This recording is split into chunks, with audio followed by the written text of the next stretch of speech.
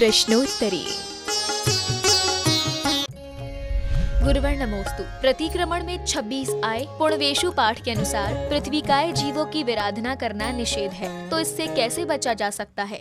26 प्रकार के पृथ्वीकाय जो होते हैं जीव, उन जीवों के प्रति हमारा कभी कभी किसी न किसी रूप में उपयोग होता है। जैसे कोई रत्न है, हम उस रत्न को कहते हैं तराशने के लिए, मिट्टी है, प्रतिमूर्ति है, और भी कितने कामों में हम पृथ्वी लेते हैं। उन सबके प्रति हमारा मन वचन काय से कभी ना कभी विराधना की स्थिति बन जाती है। कभी कभी हम अपने उपयोग में ऐसी सारी पृथ्वियों को हम उपयोग में ला सकते हैं और उनकी विराधना भी कर सकते हैं। कठोर पत्थर है, अपन ने पत्थर को तोड़ दिया तो विराधना हो गई। मुलायम मिट्टी है, कीचड़ पड़ा हुआ है, हमने उनको हटा दिया।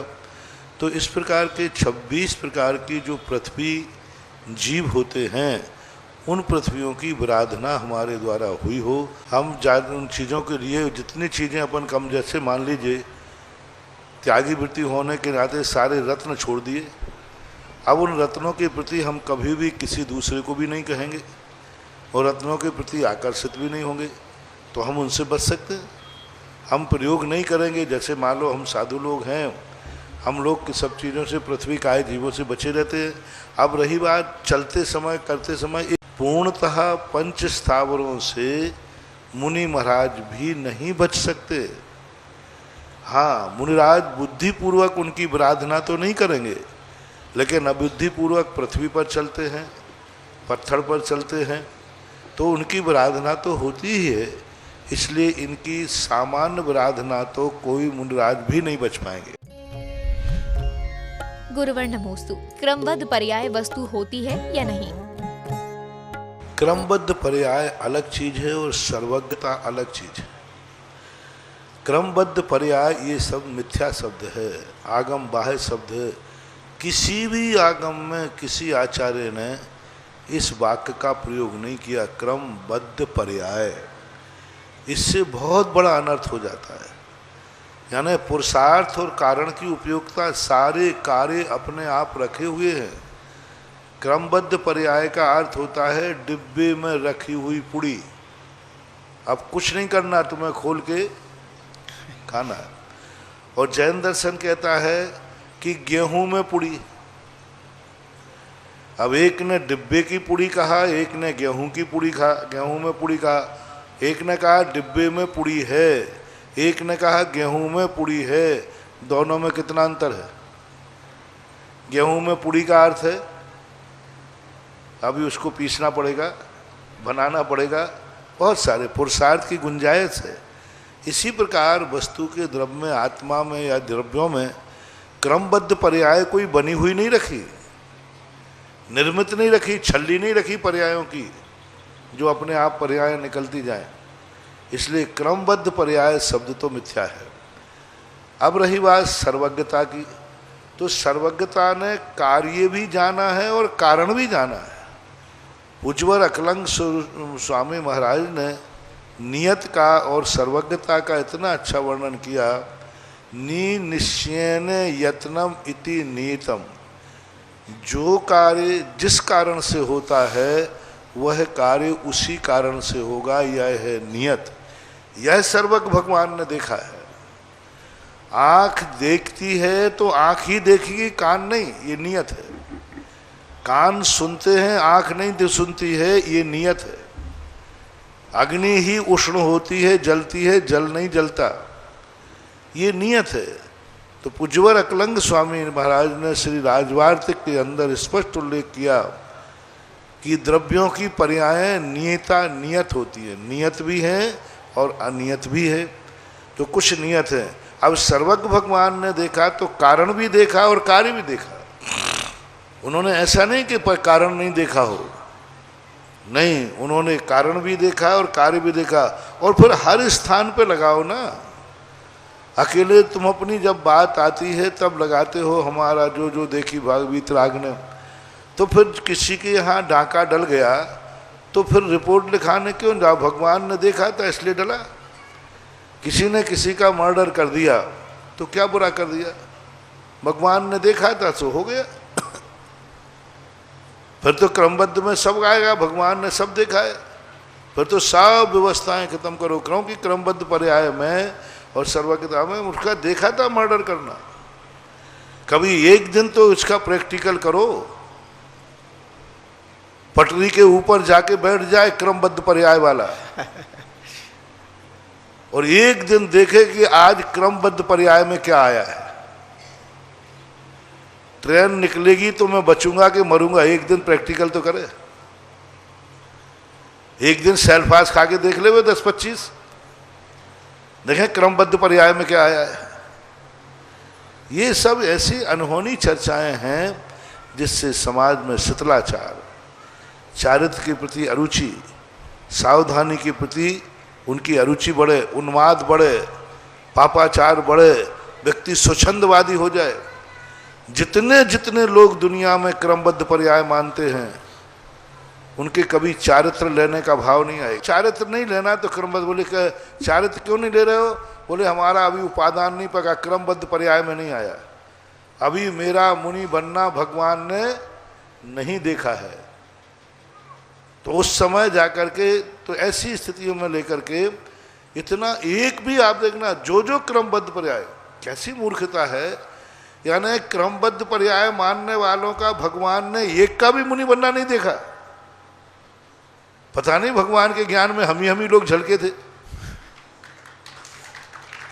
तो मैं तो कहता हूं, हे भगवान, आप में हम लोग कितने पुण्यात्मा हैं कि आपके ज्ञान में हमारी मुनि पर्याय झलकी, और ये कितने पापात्मा हैं कि इनकी पर्याय में असंयम पर्याय झलकी।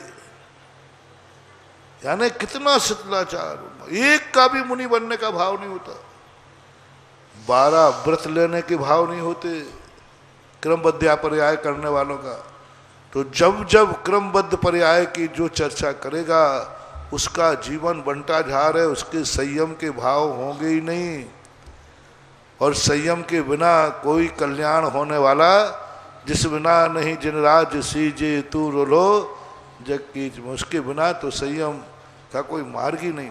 इसलिए मिथ्या दृष्टि अज्ञानी शिथिलाचारियों ने क्रमबद्ध पर्याय के लिए आविष्कार किया जाना चाहिए।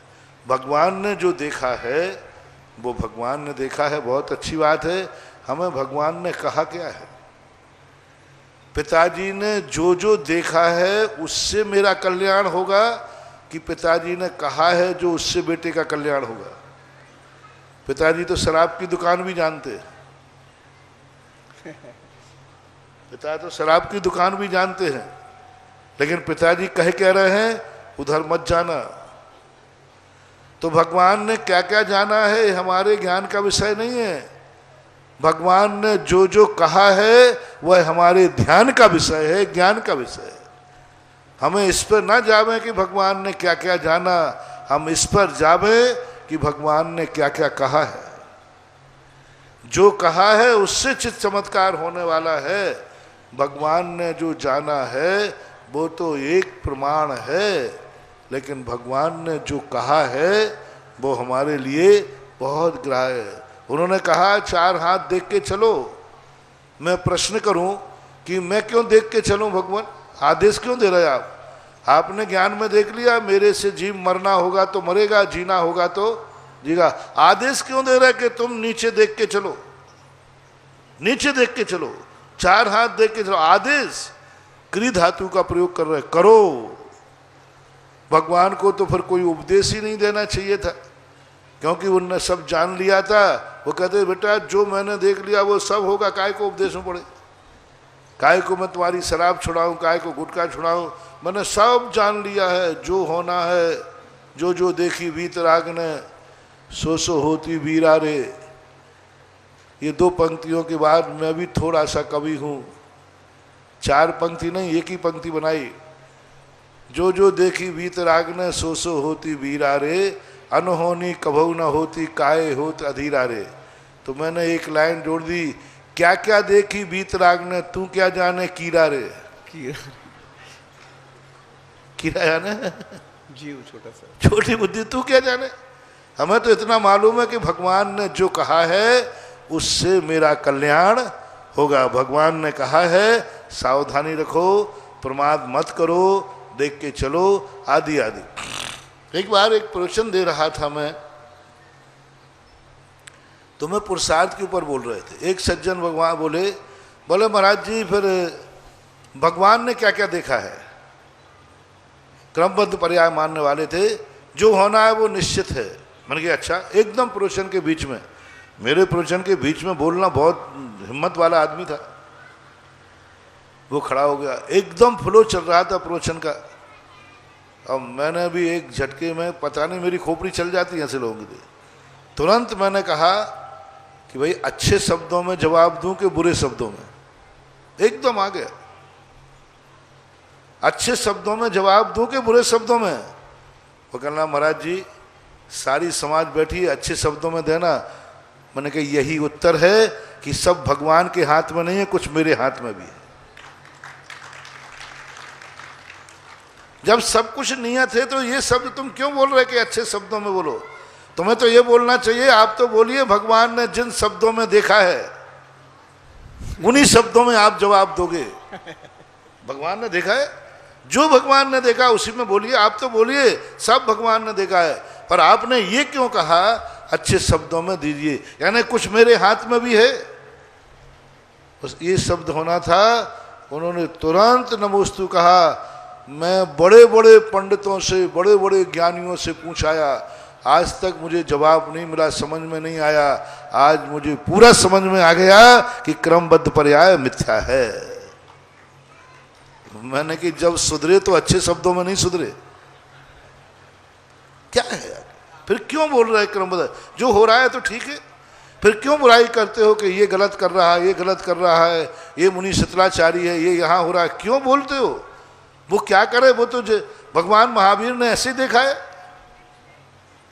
फिर किसी के ऊपर तुम्हें उंगली उठाने का अधिकार ही नहीं, क्योंकि भगवान ने देखा है कि ये मुनि ऐसा शीतलाचार करेगा तो करेगा, फिर उसमें गलती क्या है? और फिर सबसे बड़ी चीज तो ये है कि उनके लोगों के यहाँ एक डाकू जावे और वो डाका ढाल है और पूछे कि भाई क्या बात है? बोले महावीर स्वामी ने आज तुम्हारे यहाँ डाका डालना देखा है।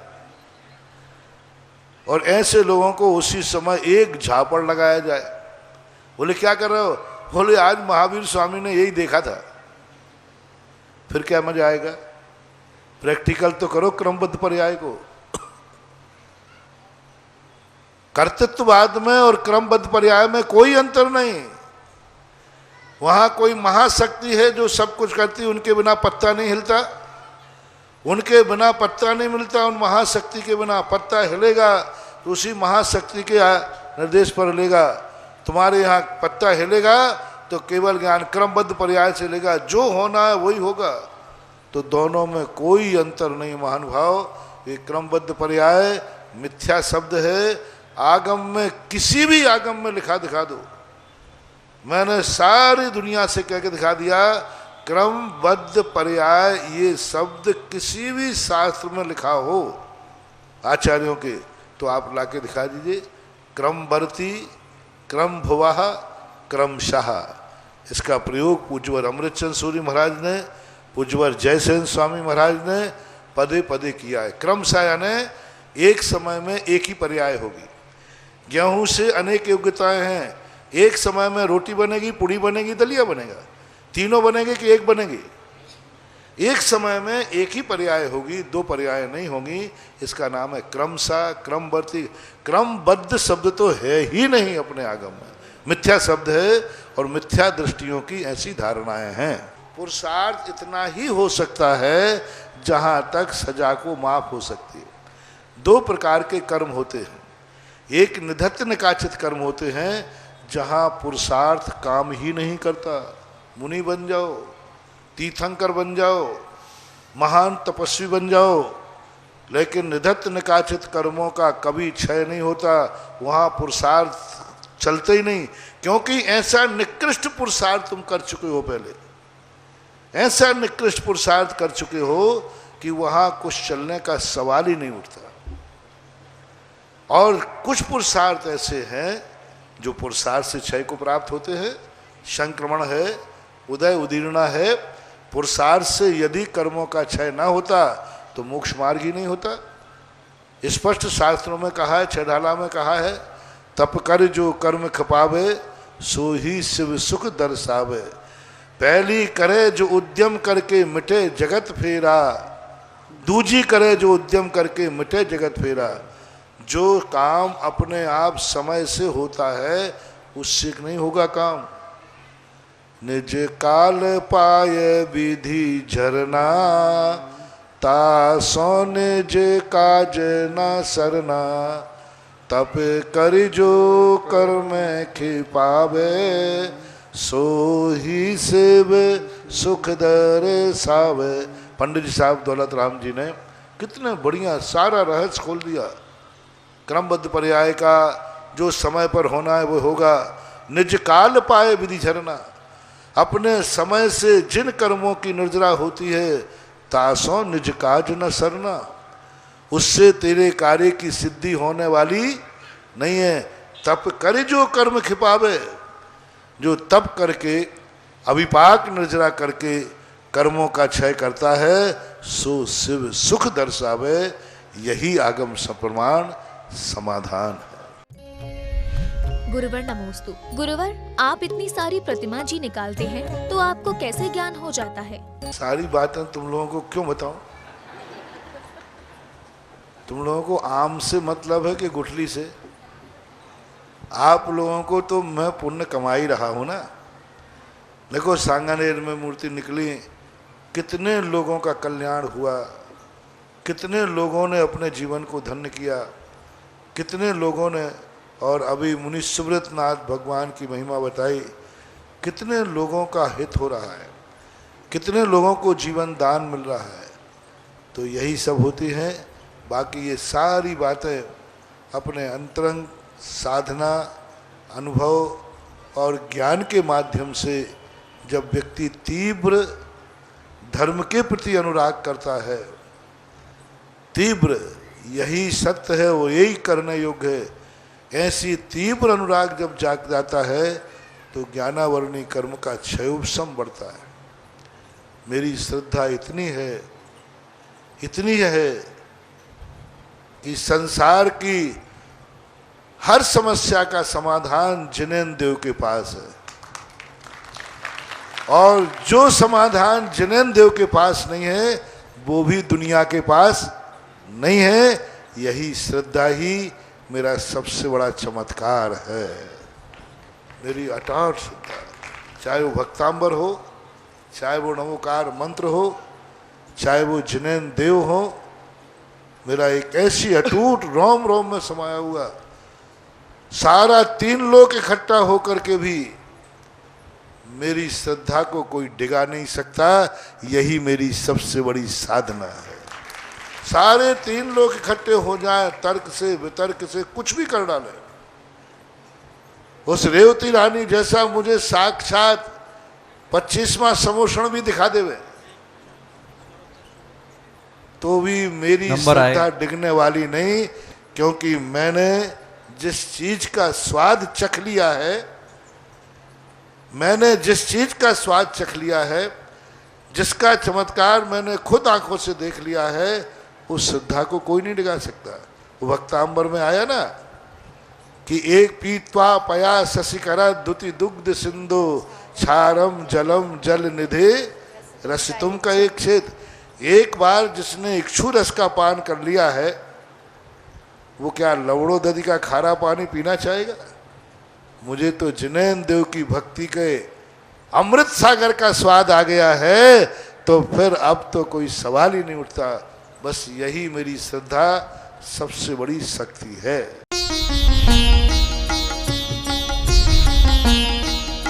सुधा प्रश्नोत्तरी।